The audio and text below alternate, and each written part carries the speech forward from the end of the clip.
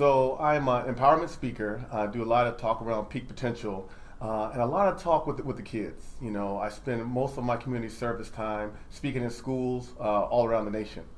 There's a African tribe called the Maasai that when they greet each other, they always ask the question, "How are the children?"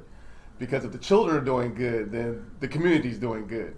And so I invest a lot of my time with youth. You know, I speak to the middle school and high schoolers, try to help them build their own confidence and belief and hope in who they are, helping their dreams to come true. And then to the high schools and even colleges, you know, helping them to keep that what we call kindergarten confidence, you know, that belief when you were a kid that anything's possible. And so a lot of my time is spent within schools and within the communities. I will honestly say that I believe that I have an obligation to Dr. Martin Luther King. And not just Dr. Martin Luther King, but those that grew up in the 60s and the 50s and even before, because the privileges and the places I can go now is simply because of what they've done. And so I'm going to continue to teach the children, you know, teach them their history, because if we don't know our history, we don't really know who we are and where we came from and what we're capable of. I believe truly that the day of Martin Luther King is a day of service, but that's not the only day we ought to do it.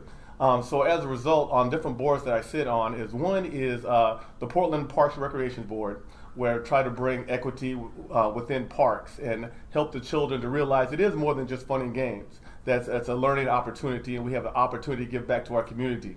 I also started a foundation called the Young Speaker Society that helps young people build confidence through speaking. So they, you know, once you get the confidence to get up and speak in front of a crowd, you'll have the confidence in an interview. You have a confidence when you walk into a building. So we started that foundation probably around 4 years ago, and we still have youth coming through that as much as possible.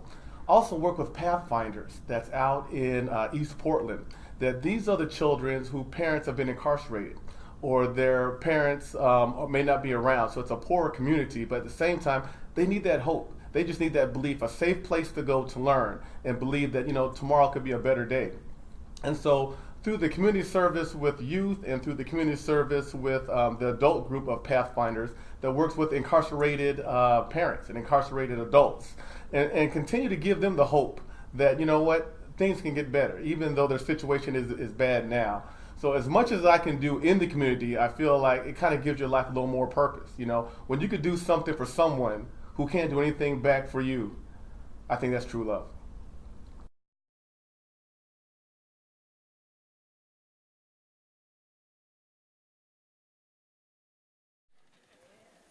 When I look at your choir, I think the choir exemplifies what Martin Luther King was talking about. All right. About us getting together, right? You're absolutely beautiful. And each and every year you come down, you won't take anything from us. And I know you're singing 2 or 3 places today, aren't you? 4, right? Okay.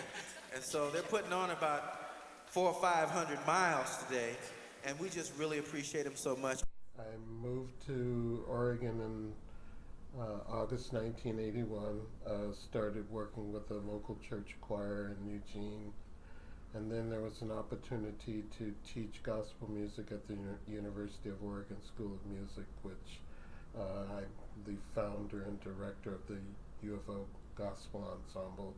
It was amazing when the first day I stepped into the classroom, there was 7 students that showed up.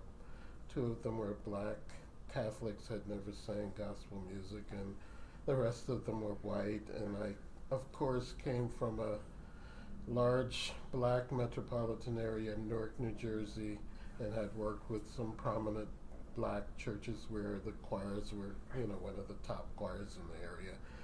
And I kind of hit myself in the head like this, saying, my God, what am I going to do with these people?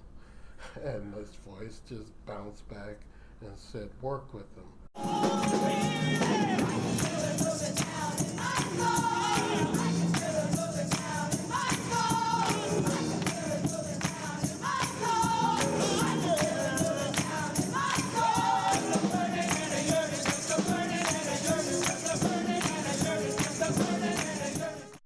So I taught the 7 people a few songs and told them to invite some friends back. The next class period, the class doubled.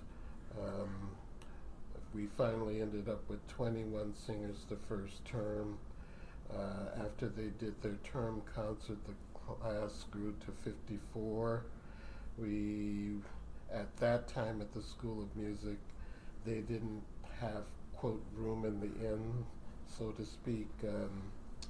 We were told that the concert hall wasn't available for us to do a concert. So I took the choir with a 5-piece rhythm band plus a horn section, and we did a concert at the newly opened Eugene Center for the Performing Arts. We sold out the hall. The School of Music was impressed so much with what had happened that they made the group an official course of the music department, and from that point on, we were acknowledged as a official college credit class for the School of Music.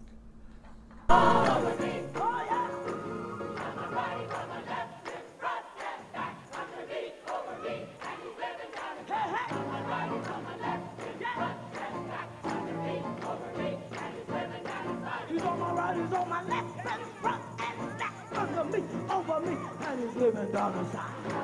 Hey, all right. He's on my right, he's on my left, and front and back, under me, over me, and he's living down the side. Yes, he